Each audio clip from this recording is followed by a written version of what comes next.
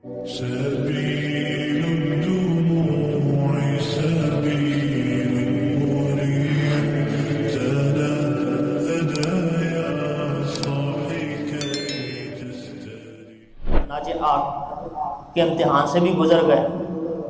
پھر اولاد نہیں تھی، اللہ تعالیٰ سے ادھیڑ عمر میں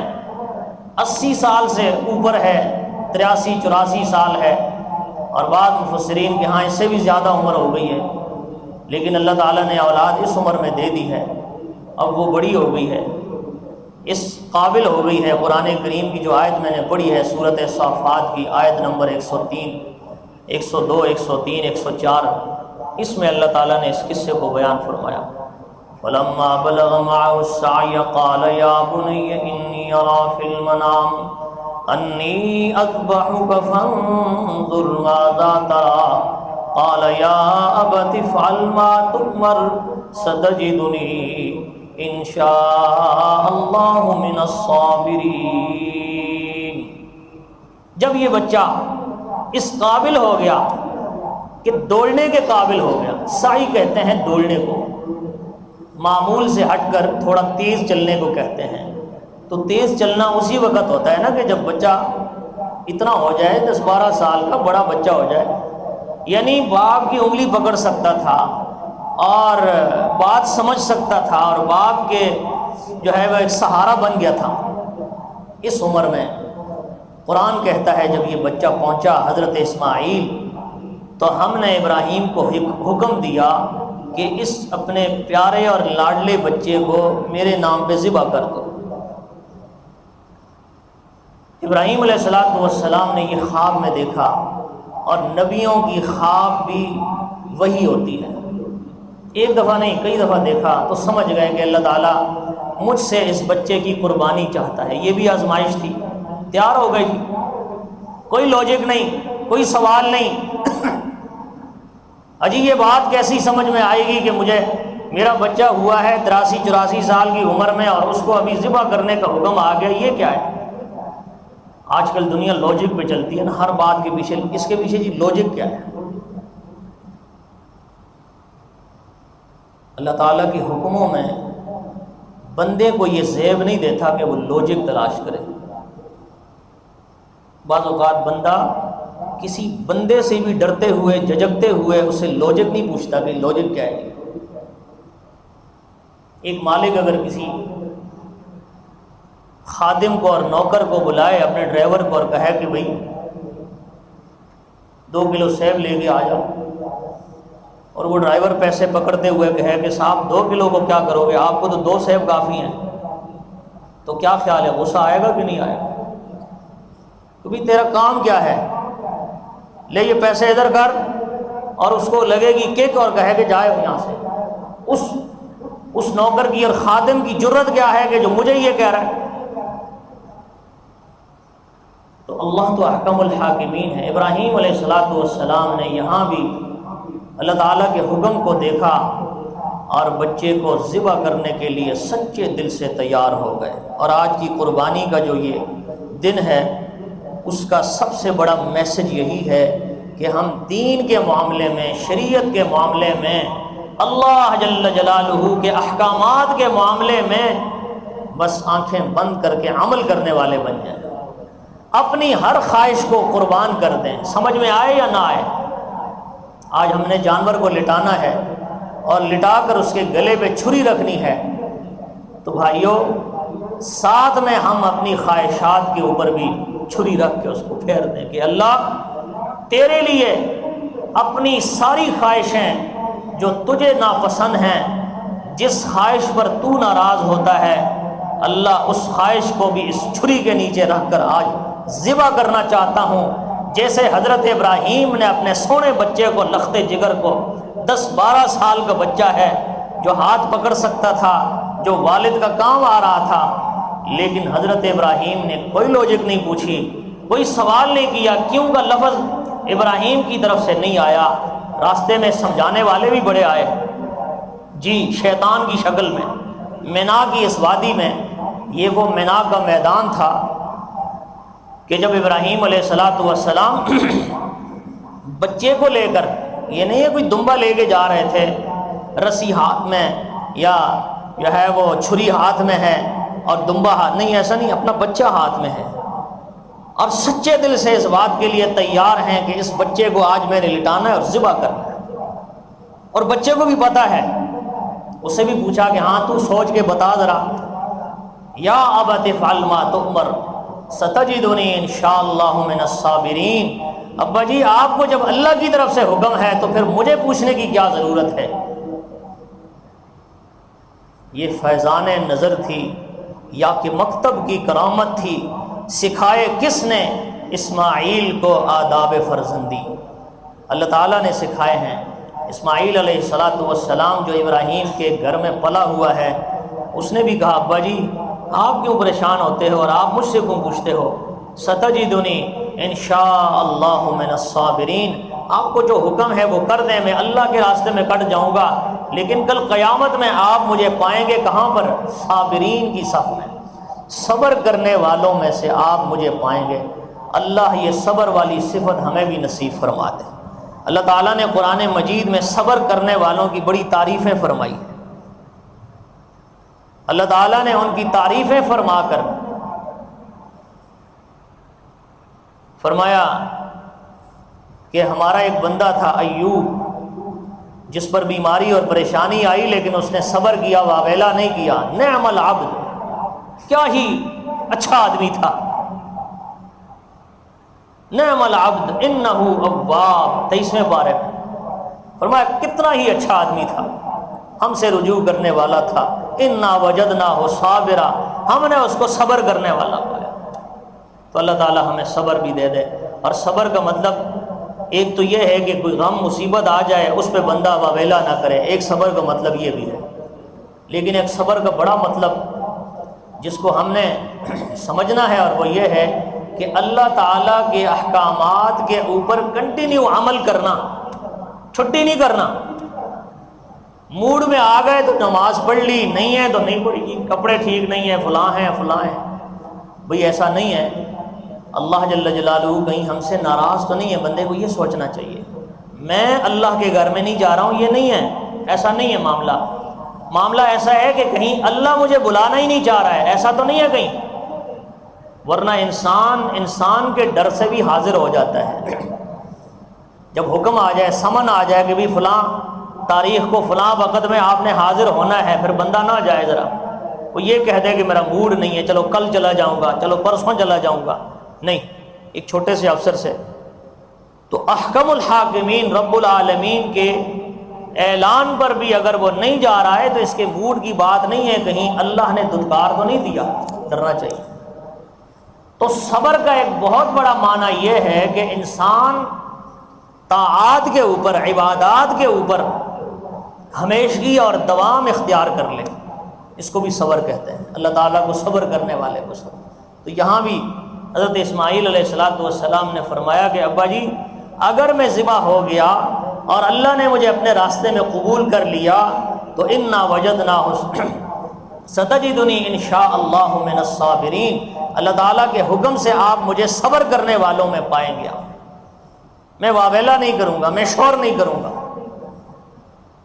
پھر اللہ پاک نے، دیکھیں میرے بھائیوں، اللہ پاک بڑے غیرت والی ذات ہے، اللہ بہت غیور ہیں۔ جب انسان اللہ کے لیے نا تھوڑی سی غیرت دکھاتا ہے، اللہ پاک میدان میں اس کی پشت پر ہوتے ہیں، پوری طاقت اللہ تعالیٰ کی اس کی پشت پہ ہوتی ہے، اللہ پاک اسے رسوا نہیں کرتے ہیں، اسے ذلیل نہیں کرتے ہیں جب انسان اللہ کے لیے کچھ کرنا چاہے۔ ابراہیم علیہ السلام جب صدق دل سے تیار ہو گئے، کوئی ایکٹنگ نہیں ہے، یہ نہیں ہے کہ ابراہیم کو پتہ ہے کہ اس بچے کو لٹاؤں گا اور چھری چلاؤں گا،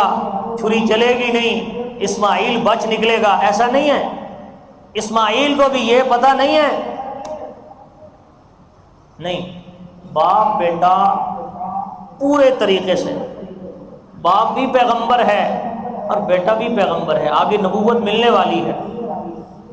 اور دونوں کی دل سے یہ خواہش ہے اگر ہم یہ کہہ دیں نا کہ دونوں کو پہلے سے ہی پتہ ہے، تو یہ تو ایسے ہی ہو جائے گا جیسے آج کل آپ دیکھتے رہتے ہیں، پہلے سے ہی ایکٹنگ،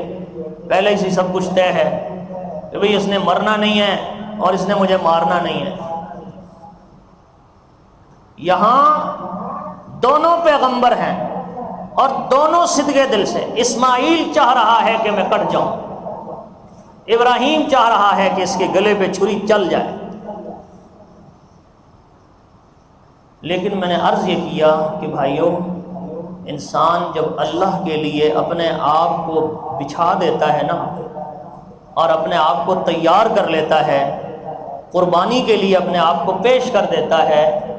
تو اللہ تعالیٰ کی سنت یہ ہے کہ اللہ پھر قربانی لیتا نہیں ہے، اجر اتنا ہی دیتا ہے لیکن قربانی لیتا نہیں ہے۔ تو بسا اوقات بندے کو یہ ڈر ہوتا ہے کہ میری عزت کی قربانی ہے، عزت چلی جائے گی۔ نہیں نہیں، عزت نہیں جائے گی، میری شہرت چلی جائے گی اگر میں دین پہ آ گیا، شریعت کے احکامات اگر میں نے اپنا لیے تو لوگ تو مجھے صوفی کہیں گے اور لوگ تو مجھے مسیت ال کہیں گے، مسجد والا کہیں گے، اور کیا سے کیا کہیں گے۔ تو بھائیو، اللہ جل جلالہ نہ عزت کی قربانی لیتا ہے، نہ اس کی شان و شوکت گھٹاتا ہے، بلکہ اس کو بڑھاتا ہے۔ اللہ کے لیے جو بھی چیز قربان ہوتی ہے اللہ تعالیٰ اس کو بڑھاتا ہے۔ آپ اس قربانی کے جانور کو ہی دیکھ لو یار، جب یہ جانور اللہ کے نام پہ ذبح ہوتا ہے نا تو آپ نے دیکھا ہے یہ بڑھ رہا ہے، حلال جانور کتنا بڑھ رہا ہے، ہاں جی، حالانکہ اس کے مقابلے میں حرام جانور کو بڑھنا چاہیے۔ بلی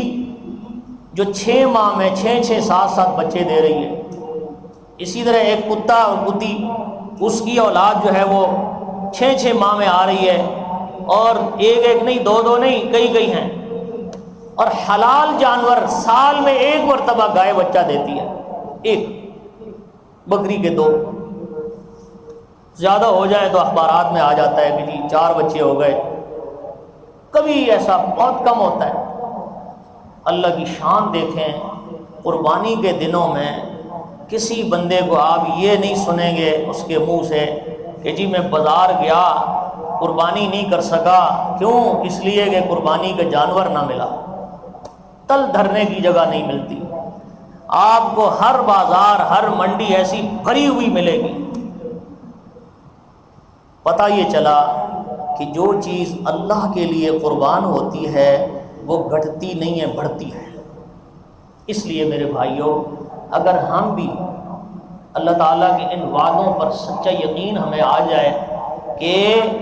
ہم اللہ کے لیے، اللہ کے حکم کو سامنے رکھتے ہوئے اللہ کے لیے اپنی خواہش کو قربان کرنا چاہتے ہیں، ہماری جو خواہش ہے، ہماری جو مرضی ہے وہ اللہ کی مرضی نہیں ہے، اللہ اس سے ناراض ہوتا ہے، اس لیے میں اس سے پیچھے ہو جاتا ہوں۔ بسا اوقات بندے کو یہ خطرہ ہوتا ہے کہ جی میری تو عزت چلی جائے گی اور میری تو ایک شان ہے، پرسنالٹی ہے، اس میں کمی آ جائے گی۔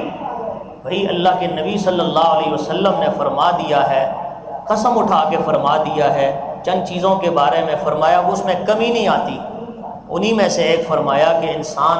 اگر اپنی خواہش کو قربان کر لیتا ہے کسی مسلمان بھائی کی خاطر، اس کے ساتھ آن بان ہے اور اپنی عزت کو کم کر لیتا ہے، کوئی بات نہیں ہے، تو نبی علیہ السلام نے فرمایا ہے من تواضع للہ رفعہ اللہ، جس نے اللہ کے لیے اپنے آپ کو نیچا کر دیا، اللہ کے نبی نے فرمایا وہ اونچا ہو گیا، کہ اللہ کے نبی نے فرمایا۔ تو جو چیز اللہ کے نام پہ قربان ہوا کرتی ہے وہ گھٹتی نہیں ہے میرے بھائیوں، بڑھتی ہے۔ اللہ تعالیٰ آج ہم جو قربانی کر رہے ہیں، اللہ کرے کہ آج ہم قربانی کے جانور کے ساتھ ساتھ، جہاں قربانی کے جانور کے اس گلے کے اوپر چھری رکھیں، اللہ کرے کہ ہم آج اپنی خواہشوں کے اوپر بھی چھری رکھیں، کہ اللہ جتنے لوگوں کو ہم نے ستایا ہے اور جتنے لوگوں کو ناراض کیا ہے، اپنوں ہوں پرائے ہوں، اے اللہ پڑوس میں ہوں، رشتہ داروں میں ہوں، کہیں بھی ہوں، ہم نے آج ان کے گھر جانا ہی جانا ہے۔ اس کا انتظار نہ کریں کہ وہ چھوٹا ہے اور میں بڑا ہوں، فلانے موقع پہ میرے پاس نہیں آیا، فلانے موقع پہ میرے پاس نہیں آیا۔ نبی صلی اللہ علیہ وسلم نے فرمایا شریعت کا حکم ہے 3 دن بس، انسان کے جذبات بہت زیادہ ہیں تو اللہ نے بھی اس کا لحاظ رکھا ہے، فرمایا کوئی بات نہیں ہے 3 دن تک انتظار کرو۔ اور نبی علیہ السلام نے فرمایا کہ 3 دن کے بعد بھی اگر 2 مسلمان آپس میں ان کی اسی طرح کی آن بان ہے، ایک کا منہ ادھر ہے اور دوسرے کا ادھر ہے، اور ہے سگے بھائی، ایک ہی گھر میں ایک ہی باپ دادا کی اولاد ہے، لگتی نہیں آپس میں، تو فرمایا ایسے لوگوں کے اعمال کو اللہ تعالیٰ لٹکا دیتے ہیں۔ ما بین السماء والارض معلق، ایسے لوگوں کے اعمال لٹکے ہوئے ہوتے ہیں، اللہ کے ہاں پیش نہیں ہوتے ہیں۔ اور اللہ بھی فرماتے ہیں کہ ایسے لوگوں کی شکلیں مجھے نہ دکھاؤ کہ جن کی آپس میں ہی نہیں لگتی۔ تو اس لیے بھائیوں، بڑی عید کا بڑا دن ہے اور اس میں دل بڑا کرنے کی ضرورت ہے، اور سب سے بڑی بات یہی ہے الراحمون یرحمہم الرحمن ارحموا من فی الارض یرحمکم من فی السماء۔ فرمایا تم زمین والو آپس میں ایک دوسرے کے ساتھ شیر و شکر ہو جاؤ، شفقت اور محبت کا معاملہ کرو، آسمان والا تمہارے اوپر بھی شفقت اور مہربانی کا معاملہ ہے۔ اللہ تعالی ہمیں عمل کی توفیق دے دے، اور آج ہم اپنے جانور کے ساتھ اپنی خواہشات کے اوپر بھی چھری رکھ کر کے اس کو بھی قربان کر دیں، اور یہ اعلان کر دیں کہ اے اللہ جیسے تو چاہے ہم اپنے آپ کو آپ کے حوالہ کرنا چاہتے ہیں۔ جیسے جانور بچھ گیا اور اس کے گلے پہ چھری رکھ دی گئی اور وہ ذبح ہو گیا ہے، اللہ ہم اپنی خواہشات کو بھی آپ کے لیے ذبح کرنا چاہتے ہیں۔ عید کی نماز کا طریقہ یہ ہے کہ 2 رکعت اور اس میں 6 زائد تکبیریں ہوتی ہیں۔ نیت آپ نے اپنے دل میں یہی کرنی ہے کہ 2 رکعت نماز سمیت 6 تکبیروں کے پیچھے امام کے اللہ اکبر، یہ اپنے دل میں آپ نے نیت کرنی ہے۔ زبان پہ بھی اگر کر لیں تو کوئی بری بات نہیں۔ طریقہ اس کا یہ ہے کہ پہلی رکعت میں امام اللہ اکبر کہے گا اور پھر ہاتھ باندھ لے گا، آپ سب نے بھی ہاتھ باندھ لے گا، پھر سبحانک اللہم جیسے معمول کے مطابق ہوتا ہے ولا الہ غیرک تک، پھر اس کے بعد امام 3 مرتبہ تکبیریں کہیں گا، اللہ اکبر، ہاتھ چھوڑے گا، اللہ اکبر، ہاتھ چھوڑے گا، پھر اللہ اکبر، ہاتھ باندھ لے گا، تیسری مرتبہ اللہ اکبر جو ہے اس پہ ہاتھ باندھ لے گا، پھر معمول کے مطابق وہی نماز ہے جیسے آپ امام کے پیچھے پڑھتے ہیں۔ اور دوسری رکعت کے لیے جب کھڑے ہوں گے تو معمول سے ہٹ کر معمول کے مطابق وہی تلاوت ہے، پھر معمول سے ہٹ کر تلاوت کے آخر میں 3 مرتبہ تکبیرات ہیں، اللہ اکبر ہاتھ چھوڑیں گے، پھر اللہ اکبر ہاتھ چھوڑیں گے، پھر اللہ اکبر، چوتھی تکبیر پر رکوع میں چلے جائیں گے۔ اس طرح سے یہ نماز ہوگی۔ اس نماز میں اگر کوئی غلطی ہو جائے تو شریعت کا حکم یہ ہے کہ اس میں کوئی سجدہ سہو نہیں ہے، اس نماز کے لیے کوئی اذان نہیں ہے، اس نماز کے لیے کوئی اقامت نہیں ہے، اور اس نماز کی خصوصیت یہ ہے کہ اس میں اگر کوئی غلطی ہو جائے تو اس میں سجدہ سہو بھی نہیں ہے۔